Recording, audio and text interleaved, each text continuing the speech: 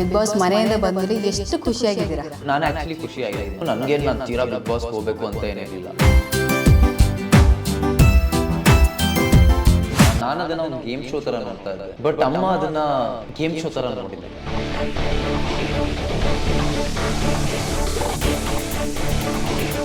ಅರ್ಥ ಮಾಡ್ಕೊಂಡು ತೊಗೊಂಡ್ರೆ ಸ್ವಲ್ಪ ಕಾಮ್ ಆಗಿರ್ಬೋದು, ಇಲ್ಲಾಂದರೆ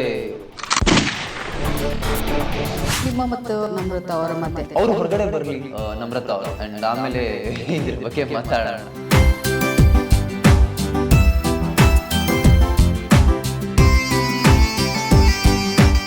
ನಮಸ್ಕಾರ.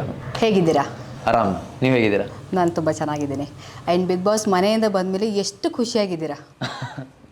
ಆ್ಯಕ್ಚುಲಿ ಅಲ್ಲಿ ಸುಮಾರು ಜನ ಏನು ಅಂದರೆ ನಮ್ಮ ಮನೆಯಿಂದ ಬಿಗ್ ಬಾಸ್ ಮನೆಯಿಂದ ಹೊರಗೆ ಹೋಗ್ತಾ ಇದ್ದೀವಿ ಅಂತ ತುಂಬ ಬೇಜಾರಲ್ಲಿ ಇರ್ತಾರೆ.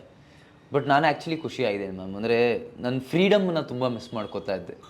ಅಂದರೆ ನನ್ನ ಟೈಮಿಗೆ ಹೇಳೋದು, ನನ್ನ ಟೈಮಿಗೆ ಮಲಗೋದು, ಅಫ್ಕೋರ್ಸ್ ಅಲ್ಲೂ ನಮ್ಮ ಟೈಮ್ಗೆ ಮಲಗ್ತಾ ಇದ್ದಿದ್ದು, ನಮ್ಗೆ ಇಷ್ಟ ಬೇಕಾಗಿತ್ತು ತಿನ್ನೋದು, ನಮ್ಮ ಇಷ್ಟ ಬೇಕಾದ ಕಡೆ ಹೋಗೋದು, ಇದನ್ನೆಲ್ಲ ತುಂಬ ಮಿಸ್ ಮಾಡ್ಕೋತಾ ಇದ್ದೆ. ಆಮೇಲೆ ಬಿಗ್ ಬಾಸ್ ಮನೆಗೆ ಹೋಗಿ ನಾವು ಒಂದಷ್ಟು ಪಾಠಗಳು ಕಲ್ತಿದ್ದೀವಿ. ಅಂದರೆ ಅನ್ನದ ಬೆಲೆ, ಫ್ರೀಡಮ್ ಬೆಲೆ, ಮತ್ತು ಫ್ರೀ ವಿಲ್ ಅಂತಾರಲ್ಲ, ಅದ್ರ ಬೆಲೆ ನಾವು ಅರ್ಥ ಮಾಡ್ಕೊಂಬಂದಿದ್ದೀವಿ. ಆ್ಯಂಡ್ ನೀವು ಬಿಗ್ ಬಾಸ್ ಮನೆಯಲ್ಲಿ ಮುಂಚೆ ಹೋಗೋದಕ್ಕೆ ಮುಂಚೆ, ಸೆಲೆಕ್ಟ್ ಆಗೋಕ್ಕೆ ಮುಂಚೆ ಮನೆ ನೀವು ಫಸ್ಟೇ ನಾನು ಇದಕ್ಕೆ ಹೋಗಬೇಕು, ನಾನು ಪ್ರಿಪ್ರೇಷನ್ ಆಗಬೇಕು, ಆ್ಯಂಡ್ ನನಗೆ ತುಂಬ ಇಷ್ಟ ಬಿಗ್ ಬಾಸ್ ಮನೆ, ಇವಾಗ ಅಲ್ಲಿಂದ ಬಂದಿದ್ದೀರಾ, ಅಯ್ಯೋ ನಾನು ಯಾಕೆ ಹೋದೆ ಅಂತ ಅನ್ನೋ ಥರದ್ದು ಏನಾದರೂ ವಿಷಯ ನಿಮ್ಮ ಮೈಂಡಲ್ಲಿ ನಡೀತಾ ಇದೆಯಾ? ಮ್ಯಾಮ್, ಬಿಗ್ ಬಾಸ್ ಹೋಗೋಕ್ಕಿಂತ ಮುಂಚೆನೂ ನನಗೇನು ನಾನು ತೀರಾ ಬಿಗ್ ಬಾಸ್ಗೆ ಹೋಗಬೇಕು ಅಂತ ಏನಿರಲಿಲ್ಲ. ಅಂದರೆ I was always very reluctant only, ಅಂದರೆ ಬೇಡ ಅಂತ. ನನ್ನ ಫ್ರೆಂಡ್ಸ್ ಎಲ್ಲ ಕೇಳೋರು, ಈ ಸತಿ ಈ ಸೀಸನ್ಗೆ ಬಿಗ್ ಬಾಸ್ ಕೇಳಿದ್ರೆ ಹೋಗ್ತೀರಾ, ಬಿಕಾಸ್ ನನ್ನ ಕಲರ್ಸ್ ಫೇಸ್ ಆ್ಯಂಡ್ ಆ ಆಡ್ಸ್ ಜಾಸ್ತಿ ಇರುತ್ತೆ, ಪ್ರಾಬಬಿಲಿಟಿ ಜಾಸ್ತಿ ಇರುತ್ತೆ. ಬಟ್ ನಾನು ಯಾವಾಗಲೂ ಅದನ್ನೇ ಹೇಳ್ತಾ ಇದ್ದೆ, not me bro, not me ಅಂತ. ಬಟ್ ಅಮ್ಮಂಗೆ ತುಂಬ ಆಸೆ ಇತ್ತು, ಆ್ಯಂಡ್ ಅದಕ್ಕೋಸ್ಕರ ನಾನು ಹೋಗಿದ್ದು ಹೊರತು ಬೇರೆ ಯಾವುದು ಕಾರಣಕ್ಕೂ ಅಲ್ಲ. ಇವಾಗ ಅಮ್ಮನಿಗೋಸ್ಕರ ನೀವು ಬಿಗ್ ಬಾಸ್ಗೆ ಹೋಗಿದ್ದೀರಾ. ಇವಾಗ ಆಚೆ ಬಂದಮೇಲೆ ಅಮ್ಮ ನಿಮ್ಮನ್ನು ನೋಡಿ ಯಾವ ಥರ ರಿಯಾಕ್ಟ್ ಮಾಡಿದ್ರು?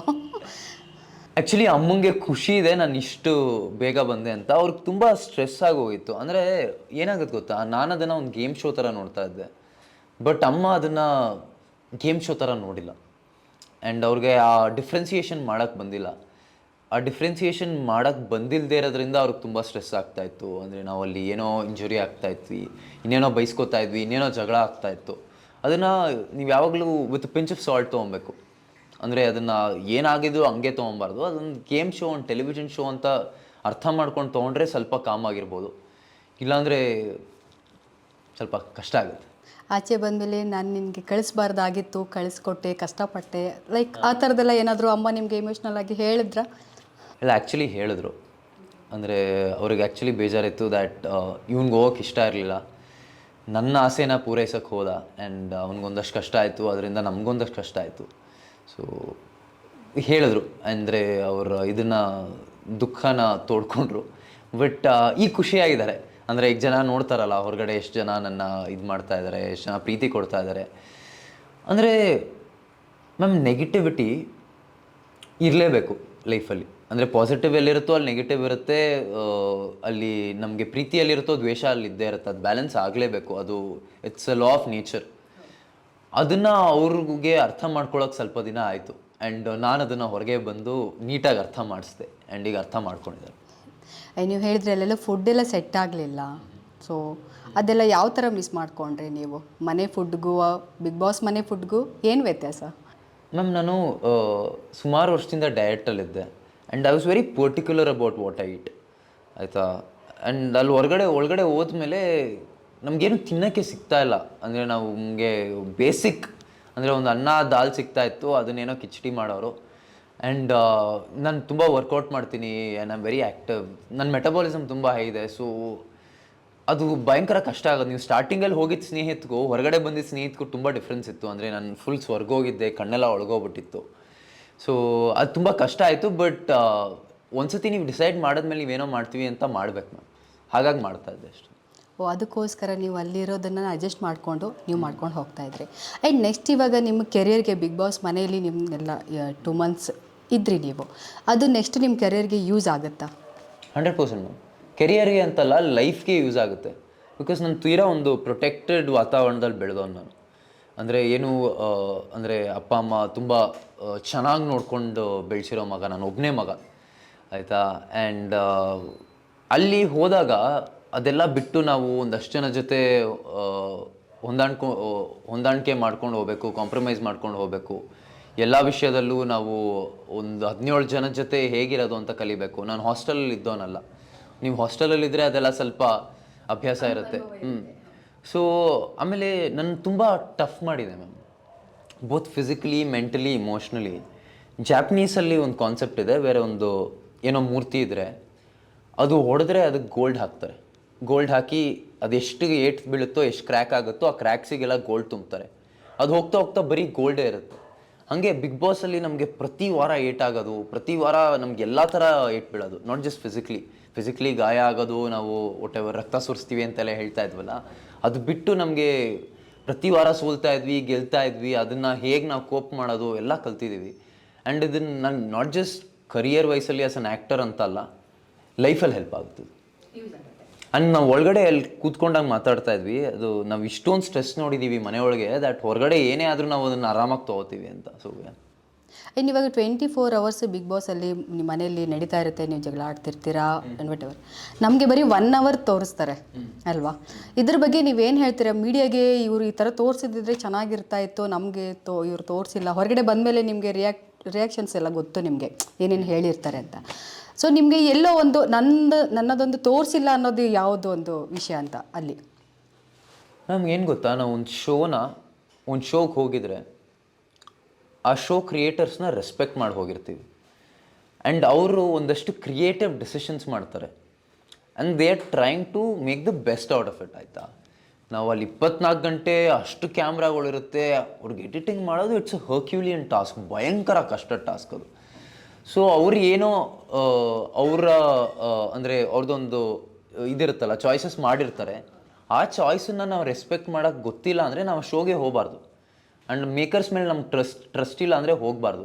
ಸೊ ನಾನು ಅವ್ರನ್ನ ಟ್ರಸ್ಟ್ ಮಾಡಿ ಹೋಗಿದ್ದೀನಿ ಆ್ಯಂಡ್ ಟ್ರಸ್ಟ್ ಮಾಡಿ ಹೊರಗೆ ಬಂದಿದ್ದೀನಿ. ನನಗೇನು ಅನಿಸಿಲ್ಲ ಮ್ಯಾಮ್ ದ್ಯಾಟ್ ನಂದೇನೋ ತೋರಿಸ್ಬಾರ್ದಾಗಿತ್ತು ಅಂತ. I am happy with what ever has been showed. And ನನಗೆ ಹೊರಗಡೆ ಬಂದಮೇಲೆ ತುಂಬ ಪ್ರೀತಿ ಸಿಗ್ತಾ ಇದೆ. ಅದಕ್ಕೆ ಅವರೇ ಕಾರಣ, ಬಿಗ್ ಬಾಸ್ ಮೇಕರ್ಸೇ ಕಾರಣ, ಆ್ಯಂಡ್ ಚಾನಲ್ ಅವರೇ ಕಾರಣ. So I am all good. And ಇನ್ನೊಂದು ಬಿಗ್ ಬಾಸ್ ಮನೇಲಿ ನೀವು ಹೋಗಿದ ತಕ್ಷಣ ಅದು ಮೇ ಬಿ ಎಲ್ಲ ಸೀಸನಲ್ಲೂ ಆಗುತ್ತೆ ಅನಿಸುತ್ತೆ, ಒಂದು ಹುಡುಗ ಒಂದು ಹುಡುಗಿ ಹೋಗಿದ ತಕ್ಷಣ ಲವ್ವು ಅದೆಲ್ಲ ಇದ್ದೇ ಇರುತ್ತೆ. ಸೊ ಈ ಒಂದು ಸೀಸನಲ್ಲಿ ನಿಮ್ಮ ಮತ್ತು ಒಂದು ನಮ್ರತ ಅವರ ಮಧ್ಯೆ ಅದು ಏನಂತ ಹೇಳೋಕ್ಕೆ ಇಷ್ಟಪಡ್ತೀರಾ? ಮ್ಯಾಮ್ ನಂದು ನಮ್ರತ ಅದು ಅಂದರೆ ಹೋದ ತಕ್ಷಣ ನಾವು ವಾಟ್ ಎವರ್ ಅಂದರೆ ಲವ್ ಮಾಡಿದ್ದು ಇನ್ನೇನೋ ಮಾಡಿದ್ದು ಅಂತ ಇಲ್ಲ, ಗ್ರ್ಯಾಜುಲಿ ಆಗಿದ್ದು. ನೀವೇ ನೋಡಿರ್ತೀರ, ಸ್ಟಾರ್ಟಿಂಗಲ್ಲಿ ವಿ ವರ್ ಜಸ್ಟ್ ಫ್ರೆಂಡ್ಸ್, ಆಮೇಲೆ ಇನ್ನೂ ಜಾಸ್ತಿ ಟೈಮ್ ಸ್ಪೆಂಡ್ ಮಾಡೋಕ್ಕೆ ಸ್ಟಾರ್ಟ್ ಮಾಡಿದ್ವಿ. ಹೋಗ್ತಾ ಇಟ್ ಬಿಕೇಮ್ ಸಮಥಿಂಗ್ ಎಲ್ಸ್ ಅಷ್ಟೇ. ಆ್ಯಂಡ್ ಅದ್ರ ಬಗ್ಗೆ ನಾನು ತುಂಬ ಮಾತಾಡೋಕ್ಕೆ ಇಷ್ಟಪಡಲ್ಲ, ಬಿಕಾಸ್ ಅವ್ರು ಇನ್ನೂ ಒಳಗಿದ್ದಾರೆ ಆ್ಯಂಡ್ ನಾನು ಹೊರಗಿದ್ದೀನಿ. ಆ್ಯಂಡ್ ಅವ್ರ ಪೇರೆಂಟ್ಸ್ ನೋಡ್ತಾ ಇರ್ತಾರೆ. ಆ್ಯಂಡ್ ಅವ್ರಿಗೆ ನಾನು ಇಲ್ಲೇನೋ ಸ್ಟೇಟ್ಮೆಂಟ್ ಕೊಟ್ಟು ಅವ್ರಿಗೆ ಮುಜುಗರ ಆಗಬಾರ್ದು. ಸೊ ಏನು ಅಂದರೆ ನನಗೆ ಅವ್ರಿಗೆ ಕ್ಲಾರಿಟಿ ಇದೆ, ನನಗೆ ನಮ್ರತ ಕ್ಲಾರಿಟಿ ಇದೆ. ಆ್ಯಂಡ್ ನನ್ನ ಪ್ರಕಾರ ಒಂದು ಫ್ರೆಂಡ್ಶಿಪ್ಪಲ್ಲಿ ವಾಟ್ ಎವರ್ ಅಷ್ಟು ಕ್ಲಾರಿಟಿ ಇದ್ದರೆ ಸಾಕು ಮ್ಯಾಮ್. ನಾನು ಒಳಗಡೆನೂ ಮನೆ ಒಳಗಡೆನೂ ಇವರು ಬಂದು ಕೇಳ್ತಾಯಿದ್ರು, ನಿಮ್ಮಿಬ್ಬರ ಮಧ್ಯೆ ಏನು ನಡೀತಾ ಇದೆ, ಏನು ನೀವು ಅಂತ. ನಾನು ನಿಮ್ಗೆ ಯಾಕೆ, ನಿಮಗೂ ಇದಕ್ಕೂ ಏನು ಸಂಬಂಧ? ಈಗ ನಾನು ಬೇರೆಯವ್ರ ವಿಷಯದಲ್ಲೂ ತಲೆ ಹಾಕ್ತಾ ಇರಲಿಲ್ಲ, ನಾನು ಸಂಗೀತ ಕಾರ್ತಿಕ್ ವಿಷಯದಲ್ಲೂ ತಲೆ ಹಾಕ್ತಾ ಇರಲಿಲ್ಲ, ಇನ್ಯಾರ್ದೋ ವಿಷಯದಲ್ಲೂ ತಲೆ ಹಾಕ್ತಾ ಇರಲಿಲ್ಲ.